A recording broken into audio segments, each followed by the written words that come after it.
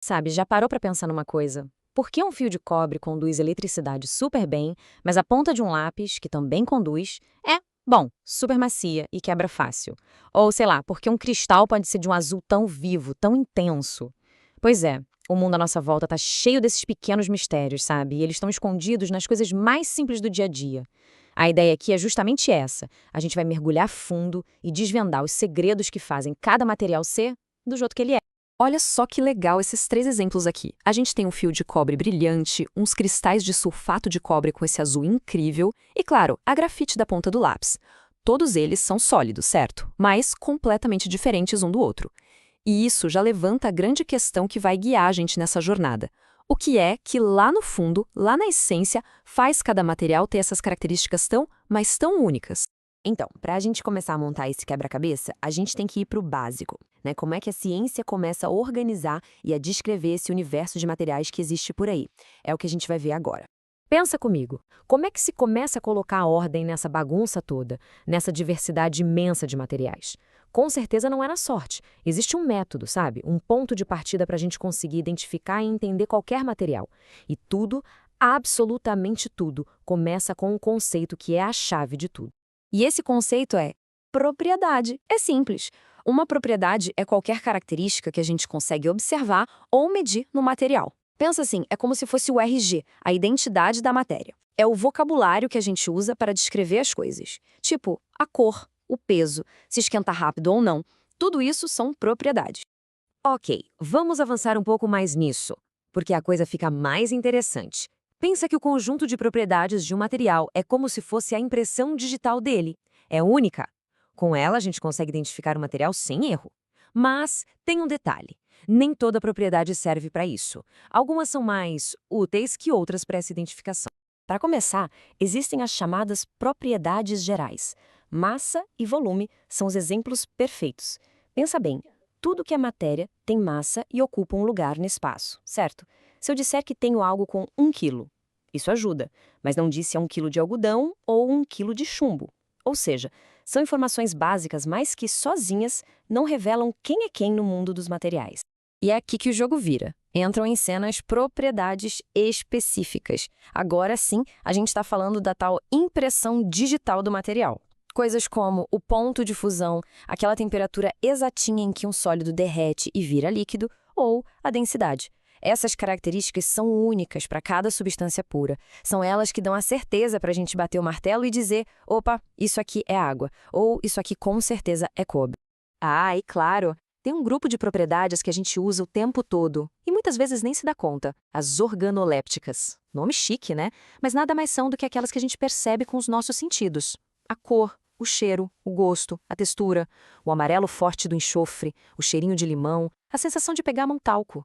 São as nossas primeiras pistas, a primeira impressão que a gente tem de qualquer material.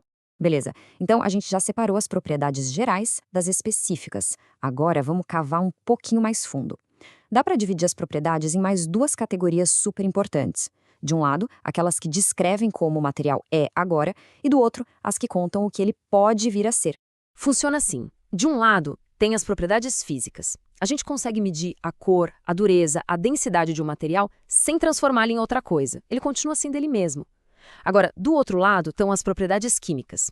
Elas descrevem justamente o potencial de transformação. Quer um exemplo? A inflamabilidade da gasolina. Isso é uma propriedade química. É a capacidade que ela tem de reagir e virar outras coisas, como gás carbônico e água.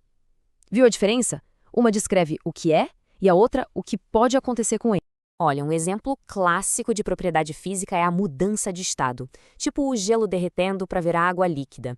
A aparência muda, a forma muda, mas a identidade não. Continua sendo H2O tanto no gelo quanto na água. Então, essa passagem de sólido para líquido, que a gente chama de fusão, ou de líquido para gás, a vaporização, tudo isso são fenômenos físicos. E o legal é que acontecem em temperaturas bem específicas. Mas como é que se mede isso na prática? Não é no achômetro, claro. A ciência tem método para isso. Como dá para ver nessas imagens, são usadas montagens de laboratório bem específicas para aquecer o material de um jeito super controlado. Aí é só registrar a temperatura exata em que ele derrete ou ferve, e esses números, esses valores, eles são como um CPF do material, são identificadores muito, muito precisos. Certo. E agora a gente chega na pergunta de $1 milhão.